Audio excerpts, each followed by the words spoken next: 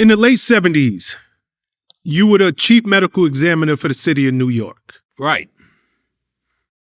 You were ultimately removed from the position from then Mayor Koch after he received complaints about your work and memos from, at that time, District Attorney Robert Morgenthau and Ronaldo Ferrer. And you later won a wrongful termination suit for something to the tune of $100,000. Is that correct? Yeah. Why do you think they came after you? Well, it was clear. What happened was when I became chief medical examiner in 1978, I explained to the staff that we can't be more partial to the prosecutors than to the defense attorneys, that we had to be equally available to both. We had one death that came out in Brooklyn of a black businessman named Arthur Miller. He was well known in the community. He was a businessman. He did a lot of things for the. He was very friendly with police. He had a permit to have a handgun, which. Because of his various businesses, and he was a community activist. He comes home one day, Arthur Miller, and when he gets to his house, he sees a crowd around his brother. He had a brother who was a hard worker who was taking trash from a building at night after hours or something. And the police came to arrest him because he shouldn't be doing what he was doing at that time. There's a crowd around him. He comes there and he says to the police, gathering the crowd, holds his hands up, saying to police, "Hey, he's my brother. The crowd should stop." He tells the crowd to stop. The police, though, see the gun that he has and don't know him, the two policemen, and they run over and they drag him down and drag him to the police car. And he winds up saying, "I can't breathe," goes to the police car, comes out at the precinct, and he's dead. It becomes a medical examiner's case. The medical examiner in Brooklyn does the autopsy, and I speak to him by phone from Manhattan, my chief medical examiner's desk. And I say, "What'd you find?" He said, I found neck compression. I found little blood drops in his eyes. And I said, "And what's the cause of death?" He says, psychosis with exhaustion. I say, "What do you mean, psychosis with exhaustion?" He says, "Well, that's the way we were taught to sign these cases out when police die while being subdued by police, because they're exhausted with all the struggle that's going on." And I say, "Wait a second, hold on." I went down there. I found the hemorrhage in the neck. I found there were injuries to the larynx and the windpipe. I say, this is a classic case of neck compression, of dying because he was strangled. By the way the police choked him, choking death, when they removed him from into their car during the struggle. And I insisted we put down cause of death, strangulation during police restraint, homicide for the case. Well, that apparently got the police department very upset at me, because in the old days it would be called psychosis with exhaustion, was his fault, and that was the end of it. And that's the kind of problem lots of other medical examiners have around the country, and with George Floyd, is that the causes of death there's a current sequel to Psychosis with Exhaustion. Is excited delirium is a cause of death that's given by some medical examiners to people who die while being restrained, who can't breathe. The choking, the back pressure causes asphyxia, so the person can't breathe. Well, that was a case that Mayor Koch said, well, I shouldn't have said that it was the police fault in that case, because that could cause the people to have a riot or something. And I said, no, well, we called it the way it was, that it was, and they didn't. There was no riot afterwards. The community settled down when they saw that they got the correct police, but the correct diagnosis was made that it was caused by police choking him. But also, he said, well, my District Attorney Morgenthau says that you're not cooperative enough with his in accepting his theories of the case. You know, that when there were other cases where there was somebody who was arrested for strangling a woman to death. There's a murder, a homicide, in which a person is strangled somebody and the person died. Then, but the theory of the case was that he had also raped her. That he had raped her. I said, no, there was no evidence of rape. We can't say that. And the district attorney Morgenthau told Koch that, well, I'm not a team player. Not a team player, which I didn't want to be a team player. I had, by that time, when I became chief, realized that we are not part of the three-legged stool. We're independent of the. We're giving the scientific evidence, and we're not there just to confirm what the police and prosecution think the cause of death is. And those were among the reasons, the two main reasons why I was demoted. Koch demoted me largely because of the Arthur Miller case and the fact that the one mayor, the other four district attorneys all said, yeah, we want him to be independent. But not Koch, not Morgenthau. Morgenthau and Koch said, well, Morgenthau is the most important district attorney, so he demoted me. He said, look, he said when he demoted me, you're a great medical examiner, nothing to do with your ability, but you're not a team player. What percentage of medical examiners would you say then and now operate as quote-unquote team players? Well, Sean, very interesting. There are about maybe 500 forensic pathologists around there. There's a shortage of forensic pathologists. When George Floyd died, and everybody saw what he died on video in the videos that were taken by the bystanders, right? As soon as the autopsy was finished, the prosecutor, and I go through this in the book, the prosecutor made an announcement that the autopsy found there was no evidence that the restraint by the police had anything to do with his death, and that he did have evidence of drug abuse, and he did have evidence of heart disease. The family, and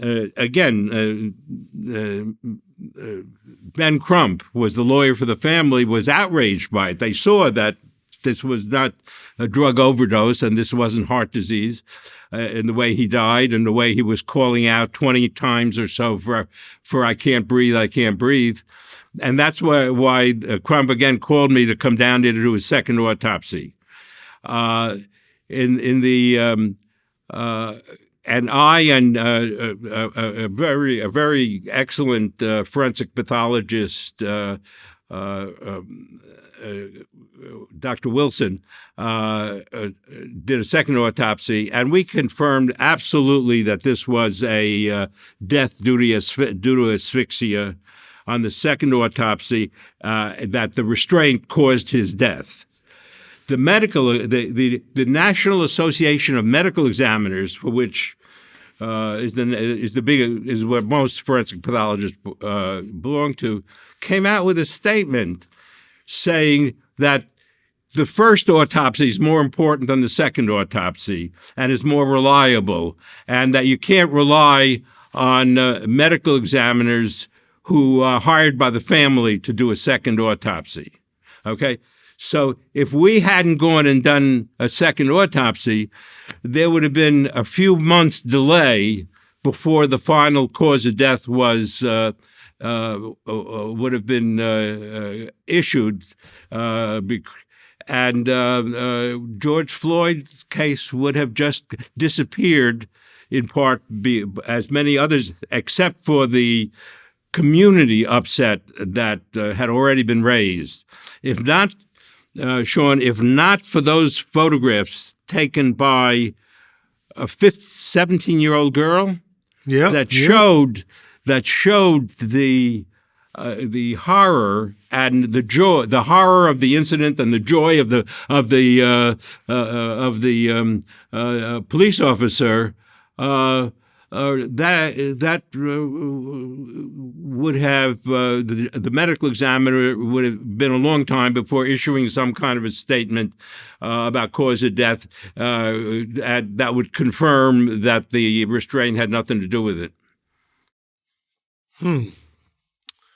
You know, you mentioned something, and I got to ask you this because you're always bought in, for lack of a better way to put it, a second opinion. Families call you in to do a second autopsy independently. Are the results of a second autopsy as good and as reliable as the original autopsy? That's a great question, and thank you, because that needs explanation. It's always best to be able to do the first autopsy and to see the findings then. The advantage of a second autopsy is we often have more information than the first autopsy. By the time the first autopsy, the police are still working on. The families may not have been interviewed properly to find out the backstory of what happened, and what illnesses the person may or may not have had. So, although the first autopsy should be better than the second autopsy, we know more of what the issues are. We know why. Say with George Floyd, we knew there was a concern about the neck, a knee on the neck that caused compression of the blood vessels in the neck that were on the video, and we were able to find hemorrhage present in the neck muscles that were not seen in the first autopsy, that confirmed that there was a lot of pressure on the neck.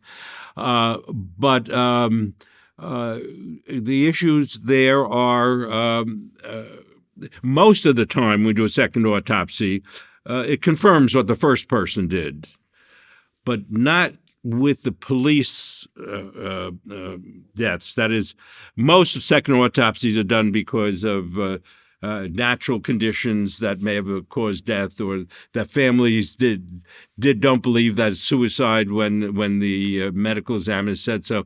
And we do second autopsies and find that usually the first autopsy was correct. But that's the autopsies on people dying while restrained by police turn out to be a lot of those are not confirmed by the second autopsy. partly because the main way that people die during confrontations with police, one is shooting because the police officer says, I felt threatened, or he was running away, and he shoots the person. The cause of death is clear at the shooting. And then the issue becomes not a medical examiner's issue, but did the police officer do what he was supposed to do? Or was a deviation in what the police officer had done? Was the shooting justifiable? That's not the medical examiner's issue. That's the thing. I think even more than the shooting deaths are the deaths during restraint. George Floyd, Eric Garner, and hundreds of deaths that don't get the spotlight. That you're down in Florida, in Louisiana, Green. There's a deaths of Green just recently, a couple of years ago, in which who was being stopped by for a traffic violation. He's in his 40s. He didn't stop right away, and he ran. They ran after him. Not ran. He kept riding. Police chased him. He crashed into some bushes.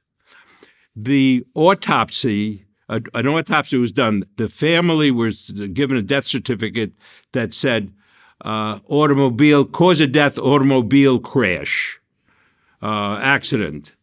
2 years later, when they were able to get a hold of the video, it showed that when he stopped, he immediately said, "I'm sorry" to the police. They pulled him out of the car, tased him, pepper sprayed him, beat him up like Tyree Nichols was, handcuffed him, shackled his legs, and sat on his back. And he died of asphyxia. He couldn't breathe. Because the family got a lawyer and went in far enough to get the videos 2 years later, they find that out. But if that were looked for in trying to do a search by death certificates for people who died during police encounters, would never be found because it was just an automobile crash on the death certificate. So that what I would find, say 2 years later, who didn't do the autopsy, I found material. I was sent material by a lawyer. The doctor doing the autopsy didn't even know about it at that time. They hadn't seen the videotape, but they knew that he had been pepper sprayed, tased, beaten up, and he didn't die because of the auto crash. The auto crash had nothing to do with it, but in the coroner system, the doctor doesn't make the determination. It's the coroner who's elected, as opposed to medical examiners who do the autopsy. So that a lot of cases are like the Green case, in which you can't tell from the death certificate any information about the police restraint. And I think, unfortunately, that even if the medical examiner knows what the true cause of death is, it doesn't necessarily go on the death certificate. And in most cases are not as violent as Green. In most cases, when people die while being subdued by police, and most of these people, more than half, I think, are acute psychotic, acute mental problems, that the person should be brought to an emergency room where somebody's running around nude in the street because he didn't take his schizophrenic medication, or Right. or because he's high on some drug like methamphetamine or something, running around causing a nuisance, knocking on doors, nude sometimes. Police are called.